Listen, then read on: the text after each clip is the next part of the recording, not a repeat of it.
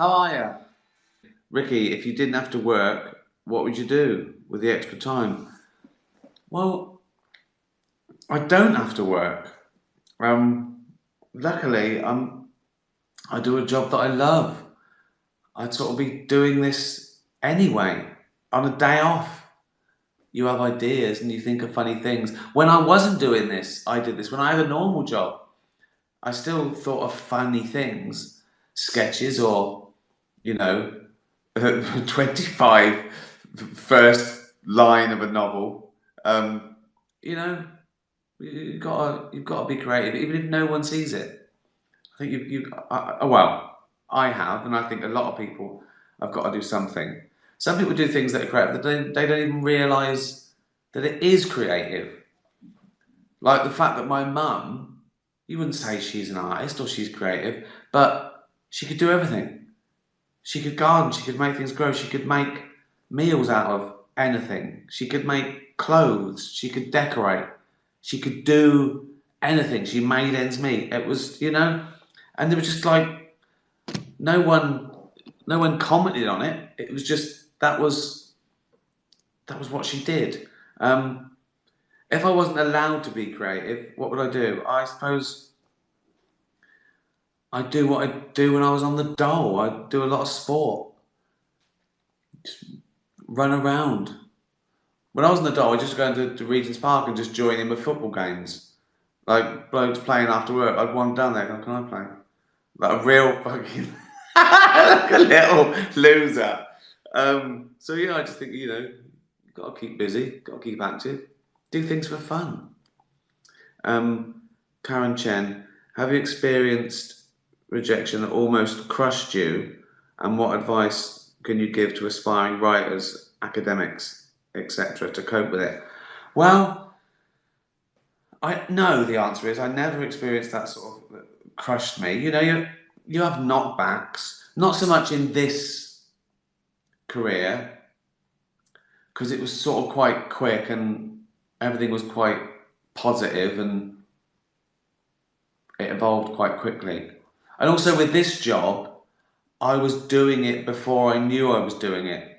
So it wasn't like I left a top job as a headmaster to go and pursue my dream of painting in Paris. I sort of eased into it.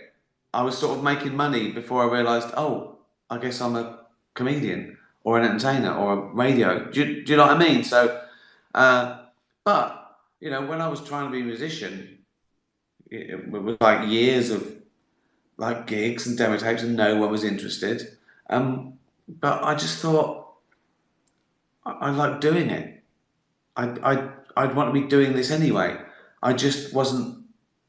I just wasn't a millionaire. Do you know what I mean? I was playing in a band and having a drink after. Um, I mean, I suppose that the question is when it gets to a point where you've got to give up because you're not earning any money and you're going to lose your house, or I don't know. I'd say don't lose your house. Uh, try and fund it in some way. With the amount of work I do, I've realised I probably could do a full-time job and write a sitcom. What I couldn't do is film it and all that stuff. But if you want to be a writer, I think you really can do it in your spare time, and not mortgage your house and not have nothing to eat. I mean, that was my choice when I was trying to make it. I had no money. That was my choice. I just, I had no money because I didn't have a proper job and I wasn't making money. But I wasn't whinging because I liked doing what I was doing. So yeah, that's probably terrible advice. Uh, Sharon McCrindle says, "What is your most useless talent?" Um, oh, I can say "see you later, alligator" with my mouth shut. Watch. See you later, alligator. Not useful in any way. but pretty cool. See you later, alligator. You asked, Martin Johnston, was there a specific event that inspired you to write Afterlife? No, no. It came about in lots of ways. I first thought I should do another show. I was on tour with Humanity, and I'm off staying in beautiful, hotels, castles, and I thought, oh, I've got all this. I'm making all this money for an hour and a half work at night, and I felt guilty.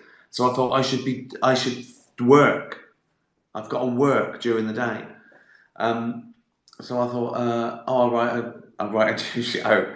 And the seed of the idea was, imagine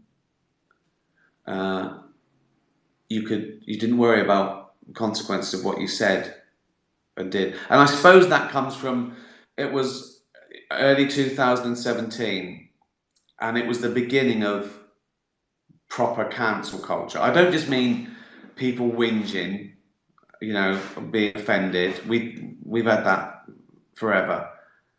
And I don't just mean the authoritarian liberals being the ones that wrote a snotty column. I mean now there was a real mob mentality, and people were mobilized, and they were structured, and it was like a little army, sort of underground army on the internet and even in real papers who would revel in getting someone fired.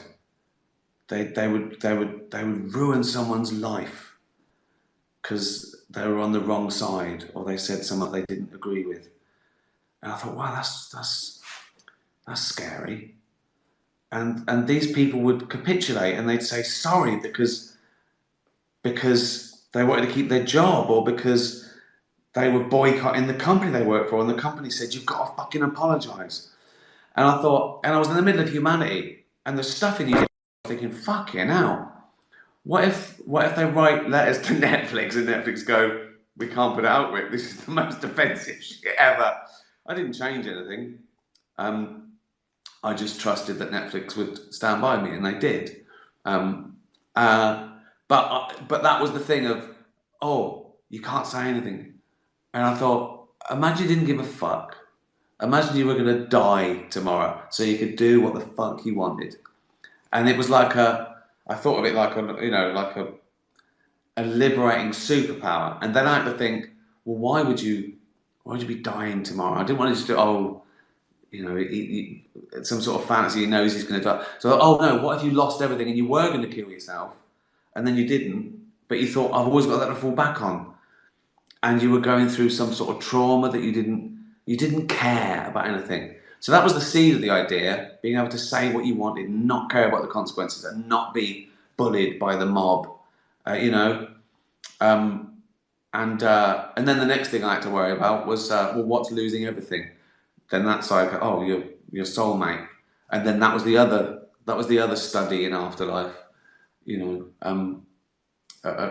perfect relationship, and that's when the title came, Afterlife. He thinks his life's over. It's after his life, so he doesn't care anymore. But that was the themes, really. So no event, just how the world sort of, not that it's any better. It's probably got worse. But it is pretty crazy.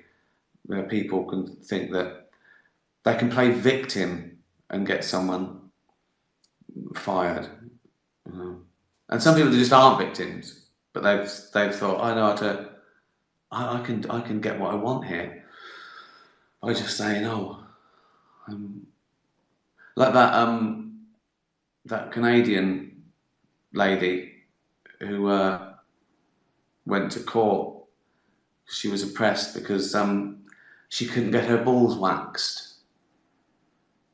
So things like that influenced it. Rodney Squires, are all religions eligible for ridicule? Yeah, of course. I mean, all ideas, all ideas are up for criticism and ridicule, without exception. And what people try and do is they try and give ideas human rights.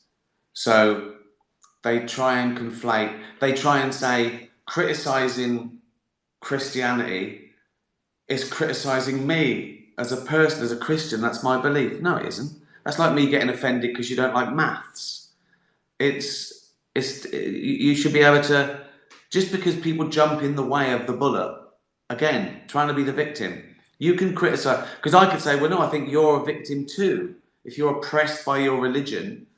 And I think people who think, if you hate religion, that doesn't mean you hate people with religion. Any more than it means if you hate cancer, it means that you hate people with cancer. You hate the disease. You feel sorry for people with cancer, but you hate the cancer. And some people are offended by that analogy, but again, it is just an analogy. So no, you should be able to criticize ideas, and if people get offended by that, well, you know, it's not your problem. You're not criticizing the person, you're criticizing the idea. They're the one that's saying, well, that's criticizing me. No, it isn't. It isn't. You should be allowed to criticize any idea. Particularly, and the more the ridiculous the idea is, the more it should be ridiculed. That's what progress is. You know, people used to put leeches down their trousers to cure things. Are we meant to respect that? I respect your right to do it, but I do not respect the idea. You know, so I hope that answers your question. Oh, here's Joey, the cat. That's not his name. I've added on his species as purely descriptive. Right, yeah, Rupert, the dog. Haha, I knew Joey would pop in. Love you, Joey. I have a question, Uncle Beanbag. Uncle Beanbag. That's coming from a fucking speckled udder. As you are so good at writing shows, after you've finished Afterlife 3, do you think you'll do another office-style series? Maybe one set in a nurse's home, like One Flew Over the Cuckoo's Nest. That was my favourite film, Till I Saw Godfather. I still love it. I think it's an amazing film.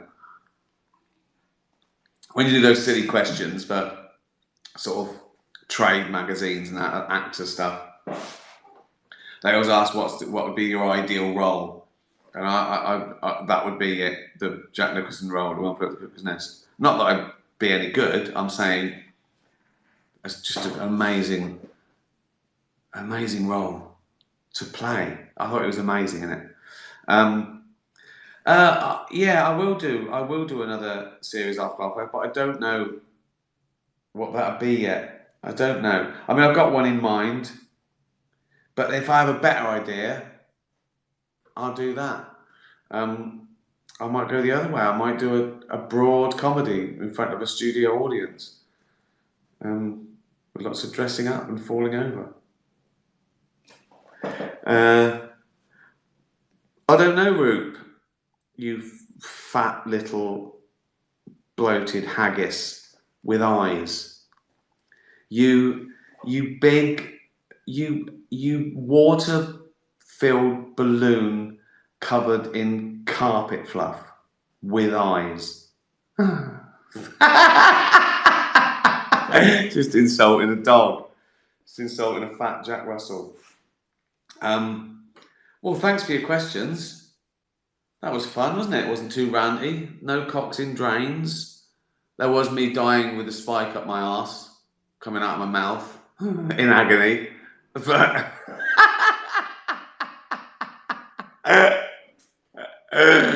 oh dear. Still.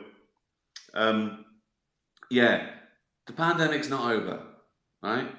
Just don't. People just walking along now, ambling along. They're doing nothing. Just.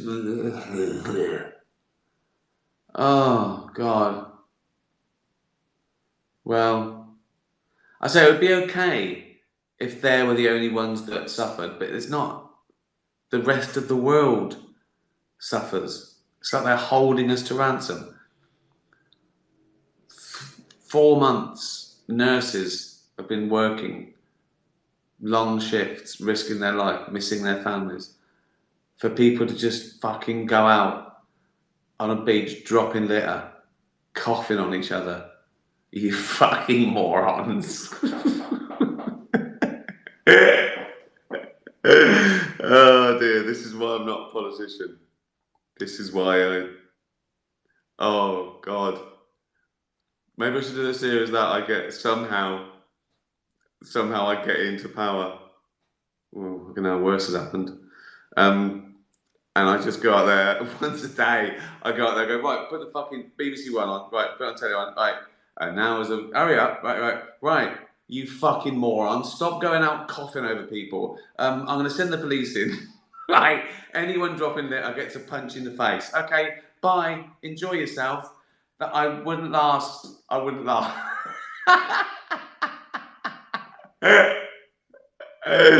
Oh God.